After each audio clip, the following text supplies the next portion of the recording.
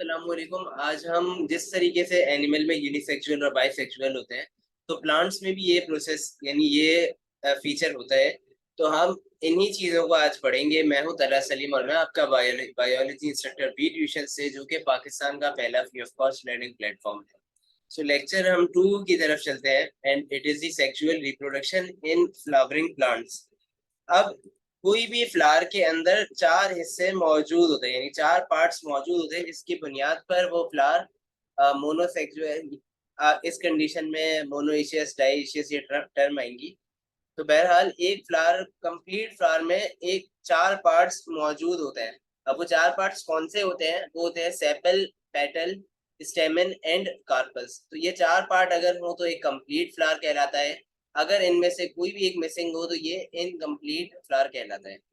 अब फ्लावर्स में sexual reproduction किस तरीके से होती है कि फ्लावर बेसिकली आप कह सकते हैं कि ये पूरा साइट ऑफ रिप्रोडक्शन है। यानी इसमें मेल और फीमेल गैमेटोफाइट मौजूद होते हैं। मेल गैमेटोफाइट जो है उसे माइक्रोस्पोरेंजियम भी कह रहे होते हैं, फीमेल गैमेटोफाइट को मेगास्पोरेंजियम भी कहते हैं। माइक्रो जो मेल है वो बनाता है पॉलन ग्रेन्स, जबकि फीमेल गैमेटोफाइट मैच्योर होके एम्ब्रियो सैक बनाता है। अब इस फ्लावर के अंदर ये पॉलन सैक मौजूद है, जो कि पॉलेंस बनाएगा। तो क्या होता है कि इससे एक माइक्रोस्पोरोसाइट बनता है, जो कि मेयोसिस के प्रोसेस के थ्रू डिवाइड होके 4 माइक्रोस्पोर्स बनाता है। अब ये हैप्लॉइड माइक्रोस्पोर्स जो है वो माइटोसिस के प्रोसेस के through and then after maturation pollen grains बनाते हैं।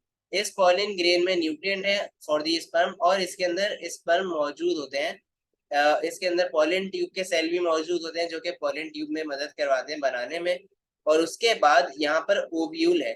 ओव्यूल क्या है? ये फीमेल सेक्स सेल है, और इसमें डिवीजन होती है मियोसिस में। और आपको पता होगा कि जब ओव्यूल में ये मेगास्पोरोसाइट जो है इसकी, यानी यहाँ पर जब मियोसिस का प्रोसेस होता है, तो इन सेल में से सिर्फ एक सेल सरवाइव करता है, और उसके बाद बाकी लेटर जो होते हैं वो डेड हो जाते हैं।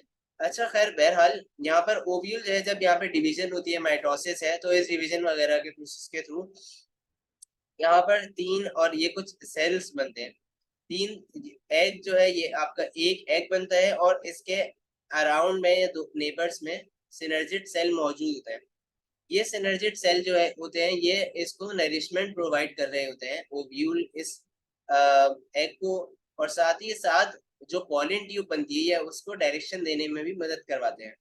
इन्हीं के ऑपोजिट बिल्कुल जो सेल मौजूद होते हैं 3, वो कहलाते हैं एंटीपोडल सेल।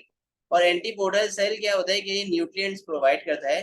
कुछ प्लांट्स के अंदर ये एंटीपोडल सेल पूरे मेगास्पोरेंजियम को न्यूट्रिएंट्स सप्लाई करवाने में मदद करवाते हैं। सेंटर में ये 2 पोलर न्यूक्लियाई सेल बनते हैं। इन पोलर न्यूक्लियाई का काम क्या होता है कि डबल फर्टिलाइजेशन के प्रोसेस के थ्रू फिर बाद में ये फ्यूज होते हैं, और उसके बाद ये एंडोस्पर्म की फॉर्मेशन में मदद करवाते हैं। एंडोस्पर्म क्या होता है कि जो सीड है उसका एक टिश्यू होता है अंदर मौजूद होता है, जिसे एंडोस्पर्म कहते हैं।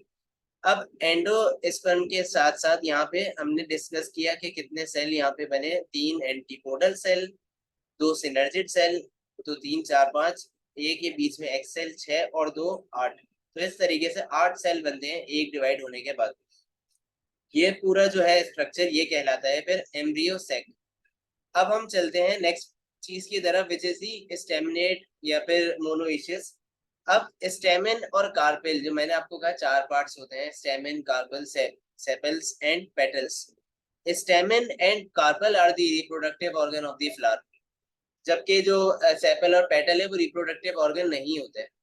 स्टेमिन जो होता है, स्टेमिन और कार्पलेट जो है, स्टेमिन जो है वो माइक्रोस्पोरेंजियम बनाता है, और ये आप कह सकते हैं ये मेल रिप्रोडक्टिव पार्ट है, कार्पलेट फीमेल रिप्रोडक्टिव पार्ट है। तो ऐसा फ्लावर जिसके अंदर ईदर स्टेमिन हो या फिर कार्पेल हो, यानी ईदर मेल या फिर फीमेल रिप्रोडक्टिव पार्ट हो, तो ऐसे फ्लावर को कहते हैं यूनिसेक्सुअल। और उसी के हिसाब से अगर उसके अंदर स्टेमिन होगा तो वो कहलाएगा स्टेमिनेट, और अगर सिर्फ कार्पेल होगा तो ये कहलाएगा कार्पलेट। साथ ही अगर ऐसा कोई फ्लावर है जिसके अंदर स्टेमिन एंड कार्पेल दोनों मौजूद है, यानी दोनों सेक्सुअल रिप्रोडक्टिव पार्ट्स मौजूद है मेल और फीमेल के, तो ऐसे प्लांट को कहते हैं मोनोइशियस। मोनोइशियस, अब जरूरी नहीं है कि ये बात मैंने एनिमल के टॉपिक में भी पढ़ाई थी, कि अगर ऐसा कोई एनिमल है जिसके अंदर दोनों रिप्रोडक्टिव ऑर्गन्स मौजूद है मेल और फीमेल के, तो उसका हरगिज मकसद ये नहीं होता कि वो अपने ही सेक्स सेल से फ्यूज करवाएगा, यानी अपने ही स्पर्म उसके निकले और वो ओवम के साथ फ्यूज हो गए, तो ऐसा नहीं है। ऑन सर्टेन कंडीशंस, जब अनफेवरेबल कंडीशंस हो, जब या बहुत कोई खास कंडीशंस में वो जब जाके अपने ही स्पर्म को अपने ही ओव्यूल के साथ फ्यूज करवाते हैं। वरना क्या होता है कि कभी वो एज अ मेल काम कर रहे होते हैं, कभी फीमेल काम कर रहे होते हैं। तो यहाँ पर लेक्चर खत्म होता है। अगर आपको कोई सवाल हो रिगार्डिंग टू दिस लेक्चर और द प्रीवियस चैप्टर्स, सो आप मुझसे व्हाट्सएप कम्युनिटी पर पूछ सकते हैं। व्हाट्सएप कम्युनिटी का लिंक बना हुआ है, जिसका लिंक ग्रुप बना हुआ है, जिसका लिंक डिस्क्रिप्शन बॉक्स में मौजूद है। साथ ही you can subscribe to our channel on YouTube और हमें फॉलो करना ना भूलें। आपका देखने का बहुत शुक्रिया और मुझे दीजिए इजाजत। अपना बहुत ख्याल रखें। अल्लाह हाफिज।